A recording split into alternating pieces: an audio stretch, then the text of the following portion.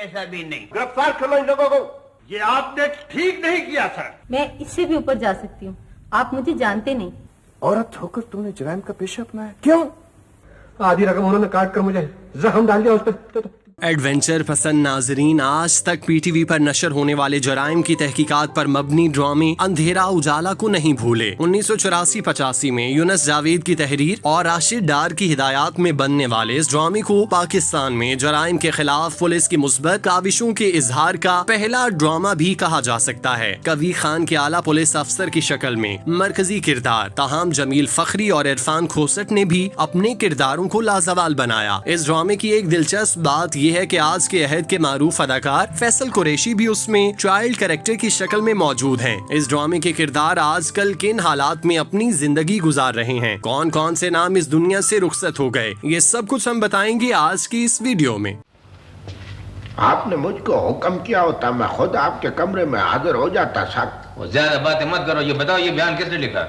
जो मुल्ज़िम ने लिखवाया है मैंने लिख दिया है। बेहद कमजोर और बिल्कुल बेरब्त बयान है। इस शाहकार ड्रामे के मार्ज़े वजूद में आने की निहायत दिलचस्प कहानी है। किस्सा है 1981 का, जब पाकिस्तान टेलीविजन ने तवील दौरानिये के खेल का आगाज किया, जो महीने में किसी एक वीकेंड पर नशर होता था। इस सिलसिले का पहला ड्रामा कांस का पुल रहा, जिसे यूनुस जावेद ने तहरीर किया, जबकि हिदायतकारी के फराइज लाहौर टेलीविजन के जनरल मैनेजर और प्रोड्यूसर मोहम्मद निसार हुसैन ने अदा किए। लॉन्ग प्ले को ड्रामा 81 के टाइटल के साथ पेश किया गया। पीटीवी का ये नया सिलसिला खासा मकबूलियत हासिल कर गया। तवील दौरानिये के इन ड्रामों की तैयारी में बेहतरीन कहानियों और मंजे हुए अदाकारों का इंतखाब हुआ। 29 दिसंबर 1983 को ड्रामा 83 के सिलसिले में रगों में अंधेरा भी नशर किया गया, जिसमें राहत काज़मी को कराची से खुसूसी तौर पर बुलाया गया। कहानी का पस मंजर पुलिस स्टेशन के गिर्द घूमता है, जिसमें राहत काज़मी ने ASP मसूदुर रहमान का किरदार निभाया। एक ईमानदार पुलिस अफसर के रूप में उनकी अदाकारी अपने उरूज पर रही। साथी फनकारों में जमील फखरी, इरफान खोसट, ज़ेब रहमान, निगहत भट्ट, महबूब आलम, अनवर अली, आबिद भट्ट और महमूद असलम शामिल रहे। मोहम्मद निसार हुसैन की डायरेक्शन में तैयार किए गए इस लॉन्ग प्ले के राइटर भी यूनुस जावेद ही थे। ड्रामा तो समझे हर किसी के दिल में घर कर गया। शोहरत और पसंदीदगी में इस कदर इजाफा हुआ कि एक हफ्ते के अंदर उसे फिर से 5 जनवरी 1984 को दोबारा नशर किया गया। रगों में अंधेरा की पेशकश के पसे बर्दा खासी दिलचस्प कहानी है। ड्रामे के मुसन्निफ यूनुस जावेद का कहना है कि उन्होंने ये ड्रामा हंगामी बुनियादों पर लिखा। मोहम्मद निसार हुसैन जिन राइटर से ड्रामा 83 का खेल लिखवाना चाह रहे थे, उन्होंने ऐन वक्त पर माजरत कर ली। तभी यूनुस जावेद को तलब किया गया और हुक्म मिला कि ड्रामा 83 के लिए लॉन्ग प्ले लिखें। कोई कहानी या कोई आइडिया नहीं था। यूनुस जावेद किसी कहानी की तलाश में थे। तभी एक रात 10-11 बजे के करीब उन्होंने मेडिकल स्टोर के करीब मुनशियात की आदी लड़की को देखा, जो नशा टूटने के बाद हवास बाख्ता थी। यूनुस जावेद के मुताबिक नशे की आदी ये लड़की उनके लिए मुजस्सिम कहानी बन गई। बस यहीं से उनके जहन में आइडिया आया कि लॉन्ग प्ले के लिए नशे का मौजू चुनकर इस बेरहम लत के खिलाफ लड़ाई की जाए। जब ही नशे को रगों में दौड़ते हुए अंधेरों से ताबीर किया गया, जिससे निमटने के लिए पुलिस फोर्स फाल होती है। ड्रामा तैयार करके जब वो मोहम्मद निसार हुसैन के पास ले गए, तो उन्होंने स्क्रिप्ट को फिल्मी करार देकर अपने खदशात का इजहार किया। यूनुस जावेद को यकीन था कि ये ड्रामा जरूर पसंद किया जाएगा। उन्होंने तो हर किरदार को ये भी बताया कि उन्हें किस तरह जुमलों की अदायगी करनी है और कौन सा लबो लहजा इख्तियार करना है। हिदायतकार के साथ साथ राइटर की इस दिन और रात की मेहनत का ये असर हुआ कि रगों में अंधेरा वाकई अब तक क्लासिकल तस्वुर किया जाता है। ड्रामे की कामयाबी की मुबारकबादें वसूल करते हुए यूनुस जावेद को कुछ अरसे बाद ये खुशखबरी भी सुनाई गई कि अब इसी तवील दौरानिये के पुलिस एहलकारों वाले किरदारों के साथ ड्रामा सीरीज बनाई जाए।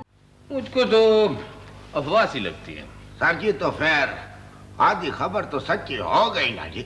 देखो करमदाद, मुझको अफसरी जफसरी पसंद नहीं, मैं तो दरवेशी में खुश हूँ बस।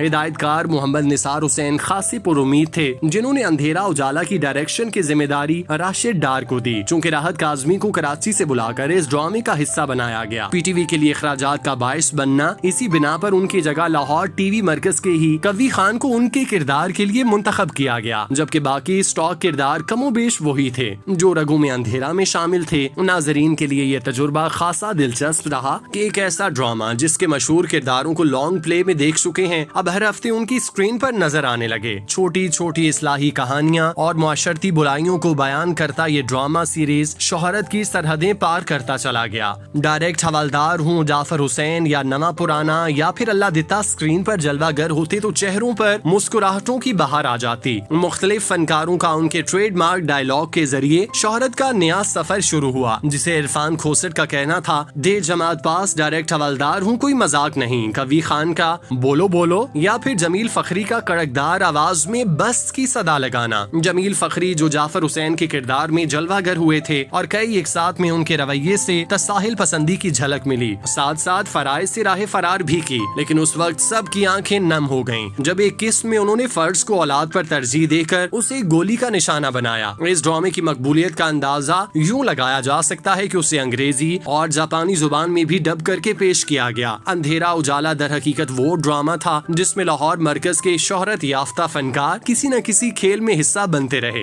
देखा जाए तो ड्रामे का हर किरदार आज तक मकबूल रहा। उनमें मकबूलियत तो वैसे इरफान खोसट को ज्यादा मिली, लेकिन ये बात भी दिलचस्पी से खाली नहीं कि तीन एक साथ में वो इस ड्रामे का हिस्सा नहीं थे, लेकिन उसके बावजूद ये एक साथ भी अवाम में मकबूलियत हासिल कर गयी। ड्रामे के जरिए इरफान खोसट का मखसूस लबो लहजा तो जैसे उनकी पहचान बन गया। ये किरदार इस कदर जुबान ज़द-ए-आम हुआ कि 1985 में फिल्म डायरेक्ट हवालदार भी बनी, जिसकी डायरेक्शन खुद इरफान खोसट ने दी, जबकि लिखा यूनुस जावेद ने। फिल्म में अंधेरा उजाला के पुलिस एहलकार वाले किरदार शामिल रहे, जो अपने दौर की हिट फिल्मों में शुमार हुई। अंधेरा उजाला के खेलों को किताबी सूरत में शाया किया गया। जुर्म की तहकीकात के सिलसिले में पहले पीटीवी ड्रामे अंधेरा उजाला का खासा तजस्सुस भरी कहानी, अदाकारों की फितरी अदाकारी और गैर मामूली डायरेक्शन रही, जिसमें फर्ज शनास पुलिस अफसर अपनी टीम के साथ जुर्म के खिलाफ जिदोजहद करता है। आज भी अंधेरा उजाला की पसंदीदगी के ग्राफ में कमी नहीं आई। इस ड्रामे की मकबूलियत को मद्देनजर रखते हुए प्राइवेट चैनल्स की जानिब से इसका सीक्वल भी बनाया गया, जिसका नाम जांबाज था। इस ड्रामे में नए और पुराने किरदार शामिल थे, जिन्होंने अपनी अदाकारी से अंधेरा उजाला की यादें ताज़ा की। इस ड्रामे के मरकजी किरदारों में जमील फखरी, कवी खान, इरफान खोसट, आबिद भट्ट, खयाम सरहदी समेत दीगर शामिल थे। कवी खान और इरफान खोसट माशाअल्लाह से हयात हैं और इंडस्ट्री में काम करते दिखाई देते हैं, जबकि जमील फखरी, आबिद भट्ट और खयाम सरहदी इस दुनिया से चले गए। जमील फखरी ने अपने जवान बेटे अयास फखरी को अमेरिका पढ़ाई के लिए भेजा था, लेकिन वो मुस्तकबिल बनाने की बजाय याद बन गया। अमेरिका में एक लड़ाई के दौरान उसे कत्ल कर दिया गया, फिर उसकी लाश को टुकड़े करके आग लगा दी गई। जब ये बात जमील फखरी को पता चली तो वो बिस्तर से जा लगे। उन्होंने अपने बेटे की मैयत को हासिल करने की भरपूर कोशिशें की। इस मकसद के लिए हुकूमत ने भी उनका साथ दिया और फिर बिलाखिर उनके बेटे की राख पाकिस्तान आई, जिसे जमील फखरी ने अपने हाथों से मयानी साहब कब्रिस्तान में सुपुर्द खाक किया। बेटे की वफात के बाद वो संभल नहीं पाए और चंद माह बाद ही इंतकाल कर गए और बेटे के पहलू में सुपुर्द खाक हुए।